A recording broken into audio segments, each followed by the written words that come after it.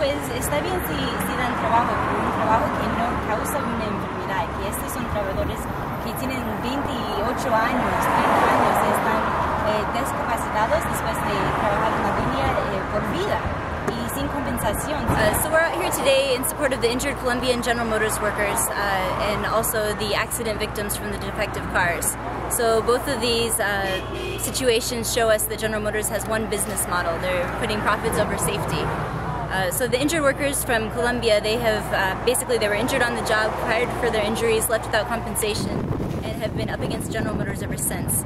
So they've been sleeping in tents in front of the U.S. Embassy, trying to get the U.S. government to do something about this situation, trying to get General Motors to do something about this situation for almost 3 years now.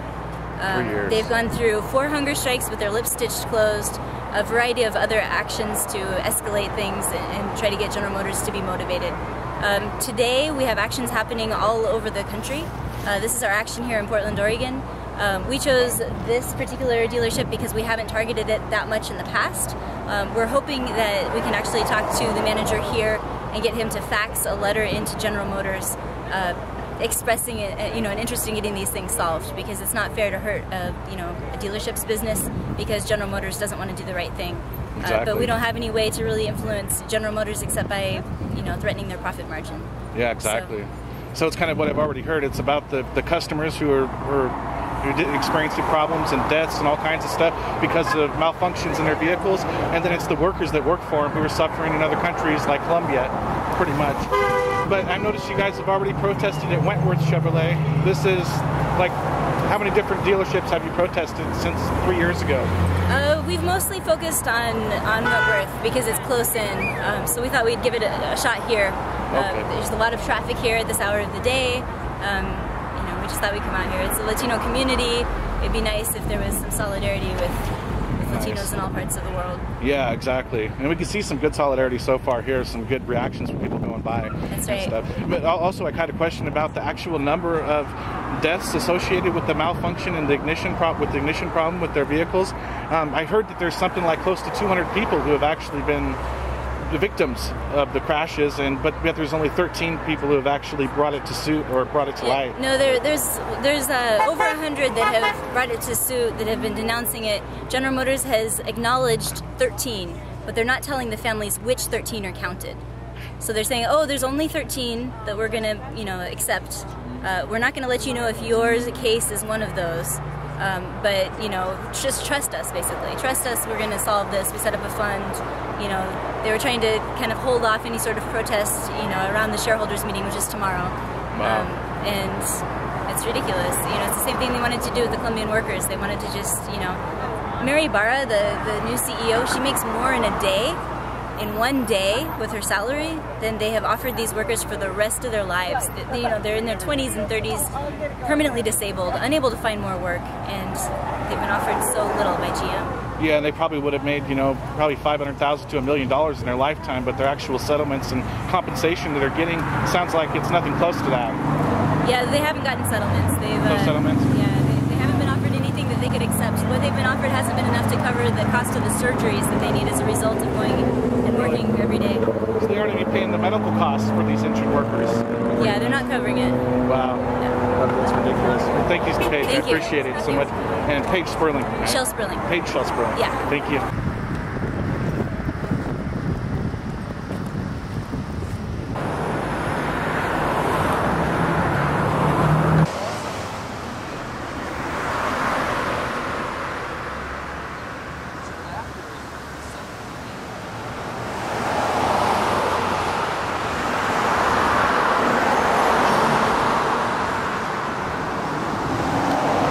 As to the detail in which they knew stuff, I don't know.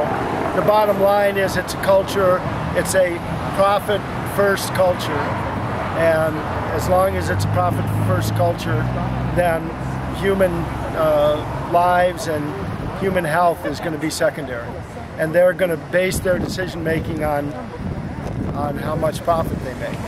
And I think it was the same thing with this. They probably figured, well, in the worst case scenario, we'll still do better by being quiet about this and hoping it never comes out.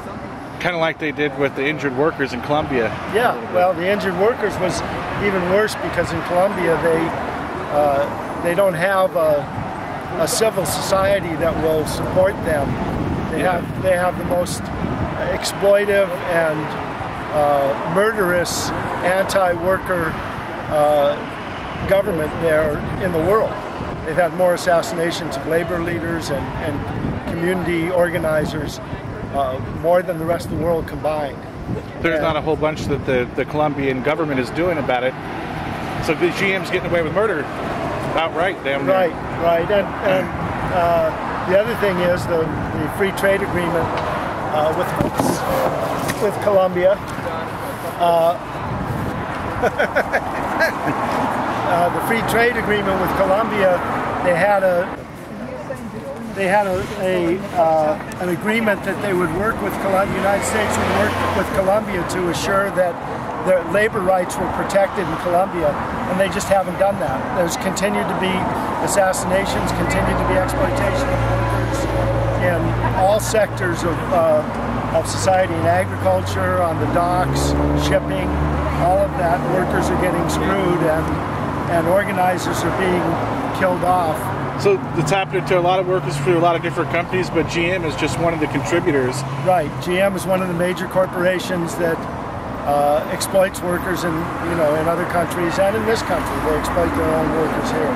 Be surprised to know, or most people would be surprised to know that GM is one of those contributors, Well, most people, if they put two and two together and realize that we spent taxpayer money to bail them out, and they're still exploiting workers, and they're still killing their own customers. Yeah, exactly. And then they would be out here with us if most people care. Yeah, exactly. But this is to educate people about it. Good deal. Say that this is part of the problem with our system that has to be changed, and until we do that, this is going to continue to happen. This kind of corruption and. Well, the two people that are hurting they're hurting the worker and the consumer, which GM's livelihood is built upon both the worker and the consumer alone, practically, But but their overhead, all they're concerned about is their overhead. As long as they can sell their cars, they're going to try to pay as little as possible to the workers, and then they hurt the consumer as little as possible for them. Exactly. They say that there was 13 or 15 deaths. There's more like probably 100 deaths or more as a result of this ignition problem. They just haven't been documented. That's what I heard too. So. And I've heard there's hundreds of workers that have been injured down there in Colombia too that came forward. Yeah, well, after the Azotrical, the workers who originally protested about the working conditions, after they protested and were fired for having injuries on the job instead of being given medical treatment, the company GM put in I think $6 million towards reconstruction of the factory to be more safe and ergonomic for the workers. In other words, where they had to pick up 100 or 200 pounds, lift them constantly to do it, they put in machinery that they had. Here we had them and used them, and they took a lot of that weight off the backs of the workers that created those injuries. So the protests of Azotrical forced GM to do the right thing for workers in the future, but they never took care of the workers who were injured before they did the remodel or refit of the factory. Practically swept under the rug. Yeah, no, they just deny that it's related. They say, oh, you must have your own problems, as though working 12 or 14 hours a day for 6 or 7 days a week isn't going to cause you those kind of injuries. Yeah. It's just... well, here we have OSHA that protects workers. What do they got there, Well, they don't have... They have some laws, but they're not enforced. It's a very corrupt government there. Yeah. And that's what the Labor Board was supposed to be after after the free trade agreement with Colombia, that was supposed to be changed, but we never did anything about it because really our politicians don't care. As long as it doesn't affect their ability to get reelected, they don't seem to care. Yeah, it's an issue in another country. It's ridiculous, Greg. So at least this is a good opportunity to raise the issue of how the workers are treated and how the consumer is treated.